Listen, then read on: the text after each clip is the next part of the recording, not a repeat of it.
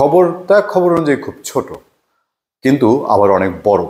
কেন বড় আপনারা খবরটা শুনলেই আপনারা বুঝতে পারবেন। আমরা এর আগেও কিছু ইঙ্গিত দিয়েছি। বাংলা ট্রিবিউন বলছে, গাজীপুরে বৈষম্য বিরোধী ছাত্রদের লক্ষ্য করে গুলি, একজন আহত।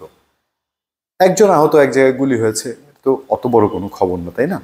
কিন্তু আসলে কত বড় খবর, বাংলাদেশে অনেক পত্রপত্রিকাদের নিউজ সাইডে এটাকে শিরোনাম করেছে। শিরোনাম করার যথেষ্ট কারণ আছে, কারণ এখন টক অফ দ্য কান্ট্রি হচ্ছে গাজীপুর, এবং গাজীপুরকে স্পেশালাইজড করে বলে হচ্ছে যে এই যে অপারেশন শুরু হলো, অপারেশন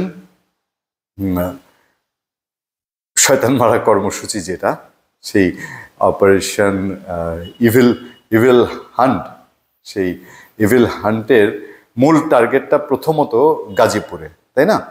তো সেই গাজীপুরকে নিয়ে এখন সেখানে যখন একটা গুলির ঘটনা ঘটবে, তাও বৈষম্যবিরোধী ছাত্র আন্দোলনকে নিয়ে, গাজীপুর জেলা প্রশাসকের কার্যালয়ের সামনে বৈষম্যবিরোধী ছাত্র আন্দোলনের শিক্ষার্থীদের লক্ষ্য করে গুলি ছুড়েছে দুর্বৃত্তরা।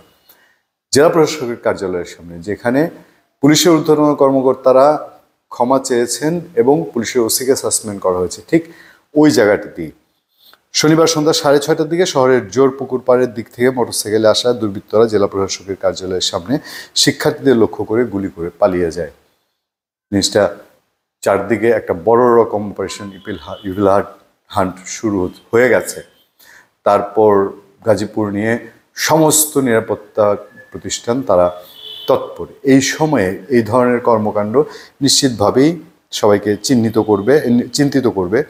গুলিতে মোবাশ্বের হোসেন নামের বৈষম্যবিরোধী ছাত্র আন্দোলনের সক্রিয় এক সদস্য আহত হয়েছেন। তিনি গাজীপুর মহানগরের হারিনাল দক্ষিণপাড়া এলাকার আলী আহমেদের ছেলে। তাকে উদ্ধার করে গাজীপুর শহীদ তাজউদ্দিন আহমদ মেডিকেল কলেজ হাসপাতালে ভর্তি করা হয়েছে।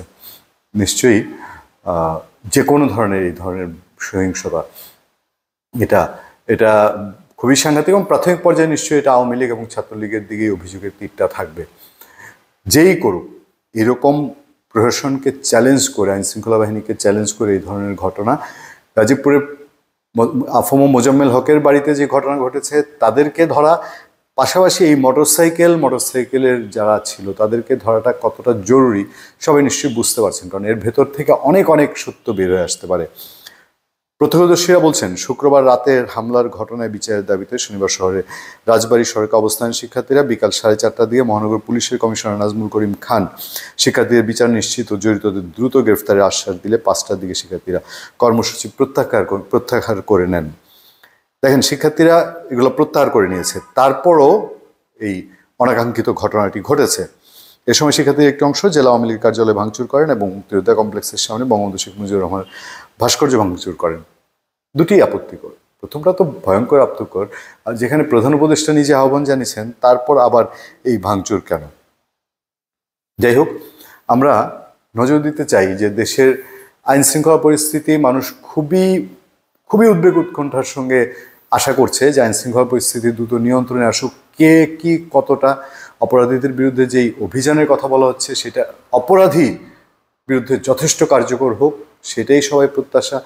এরকম এক পক্ষ এসে ফুটফাট গুলি করে চলে যাবে কোনোরকম ধরাছোঁয়ার বাইরে, এরকম যখন চারদিকে নিরাপত্তা জাল, আইনশৃঙ্খলা বাহিনী তৎপর, আবার এইটার রেস ধরে আরেক পক্ষ আবার সাথে সাথে ভাঙচুরে নেমে যাবে, ওই পাল্টা একটা ক্রিয়া প্রতিক্রিয়া। তো এসব কবে শেষ হবে, কিসের মধ্যে দিয়ে শেষ হবে, এক বোধহয় আল্লাহই ভালো জানেন। ধন্যবাদ সবাইকে, ভালো থাকবেন, সুস্থ থাকবেন। আপনাদের সাথে আমি আতিক রহমান, পূর্ণিয়া।